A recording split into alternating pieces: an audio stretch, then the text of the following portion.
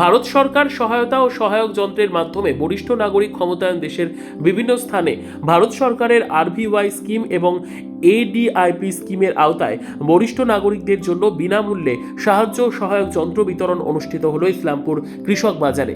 এই অনুষ্ঠানে উপস্থিত ছিলেন সাংসদ কার্তিক চন্দ্র পাল, ইসলামপুর শহর নগর মণ্ডলের সভাপতি চিত্রজিৎ রায়, জেলা বিজেপির সহ সভাপতি সুরজিৎ সেন সহ অন্যান্যরা। বিজেপি সূত্রে জানা গিয়েছে, ইসলামপুর, গোয়ালপুকুর ও চাকুলিয়া বিধানসভায় 160 জন বিশেষ চাহিদা সম্পন্ন মানুষদের বিভিন্ন সরঞ্জাম দেওয়া হয়। ভারত সরকারের সামাজিক ন্যায় মন্ত্রণালয়ের অধীন আপনারা সবাই জানেন, এর আগে আমাদের ইসলামপুরে ক্যাম্প হয়েছিল। সেই ক্যাম্পে আমাদের যারা প্রবীণ নাগরিক, বৃদ্ধজন, বয়োজ্যেষ্ঠ তাদেরও হয়েছিল, আমার দিব্যাঙ্গজনদেরও হয়েছিল। দিব্যাঙ্গজনদের ক্যাম্পটা কদিন পরে হবে তাদের ডিস্ট্রিবিউশন। আজকে যারা বয়োজ্যেষ্ঠ প্রবীণ নাগরিক রয়েছে তারা অলরেডি আমাদের 7টা বিধানসভার মধ্যে কালিয়াগঞ্জ হয়ে গেছে। আজকে আমরা সকালে 12টার সময় আমাদের করণদিঘি এবং চাকুলিয়ারটা করে এলাম। আজকে ইসলামপুর ও গোয়ালপুকুর চলছে।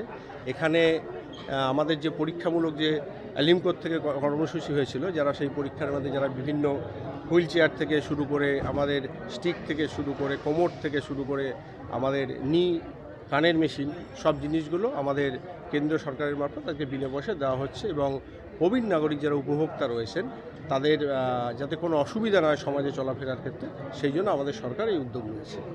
ব্যুরো রিপোর্ট, উত্তর বাংলা সংবাদ।